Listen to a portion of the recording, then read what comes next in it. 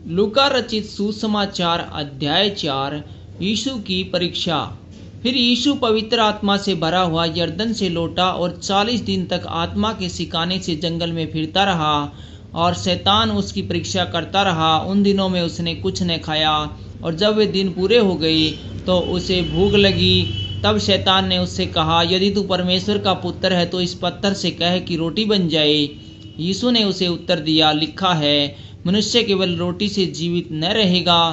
तब शैतान उसे ले गया और उसको पल भर में जगत के सारे राज्य दिखाए और उससे कहा, मैं यह सब अधिकार और इनका वैभव तुझे दूंगा, क्योंकि वह मुझे सौंपा गया है और जिसे चाहता हूँ उसी को दे देता हूँ। इसलिए यदि तू मुझे प्रणाम करे तो यह सब तेरा हो जाएगा।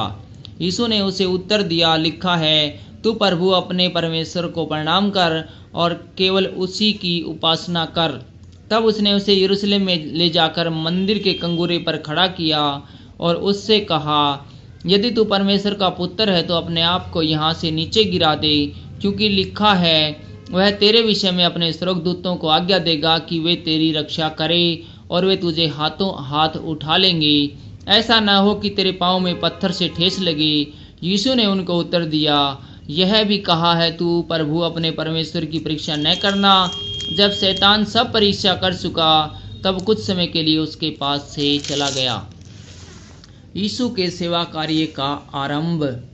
फिर यीशु आत्मा की सामर्थ्य से भरा हुआ गलील को लौटा और उसकी चर्चा आसपास के सारे देश में फैल गई। वह उसके आराधनालयों में उपदेश करता रहा और सब उसकी बड़ाई करते थे। नासरत में यीशु का अनादर। फिर वह नासरत में आया जहाँ पाला पोसा गया था और अपनी रीति के अनुसार सब्बत के दिन आराधनालयों में जाकर पढ़ने के लिए खड़ा हुआ।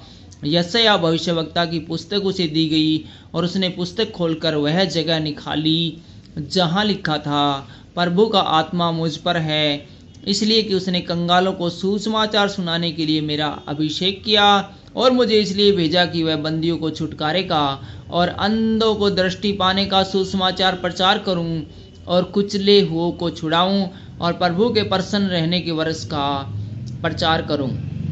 तब उसने पुस्तक बंद करके सेवक के हाथ में दे दी और बैठ गया और आराधनालय के सब लोगों की आंखें उस पर लगी थी। तब वह उनसे कहने लगा, आज ही यह लेख तुम्हारे सामने पूरा हुआ है। सब ने उसे सराहा और जो अनुग्रह की बातें उसके मुंह से निकलती थी उनसे अचंभित हुए और कहने लगे, क्या यह यूसुफ का पुत्र नहीं? उसने उनसे कहा, तुम मुझ पर यह कहावत अवश्य कहोगे कि हे वेद, अपने आप को चंगा कर। जो कुछ हमने सुना कि कफरनहूम में किया गया उसे यहाँ अपने देश में भी कर। और उसने कहा, मैं तुमसे सच कहता हूँ कि कोई भविष्यवक्ता अपने देश में मान सम्मान नहीं पाता। मैं तुमसे सच कहता हूँ कि एलिया के दिनों में जब 3.5 वर्ष तक आकाश बंद रहा, यहाँ तक कि सारे देश में बड़ा अकाल पड़ा, तो इज़राइल में बहुत सी विधवाएं थी, पर एलिया उनमें से किसी के पास नहीं भेजा गया, केवल सैदा के सारफत में एक विधवा के पास। और एलीशा भविष्यवक्ता के समय इज़राइल में बहुत से कोढ़ी थे, पर सीरियावासी नामान को छोड़ उनमें से कोई शुद्ध नहीं किया गया। ये बातें सुनते ही जितने आराधनालय में थे सब क्रोध से भर गए और उठकर उसे नगर से बाहर निकाला और जिस पहाड़ पर उसका नगर बसा हुआ था उसकी चोटी पर ले चले कि उसे वहां से नीचे गिरा दे, परंतु वह उनके बीच में से निकलकर चला गया। दुष्टात्माग्रस्त व्यक्ति को चंगा करना। फिर वह गलील के कफरनहूम नगर को गया और सब्बत के दिन लोगों को उपदेश दे रहा था।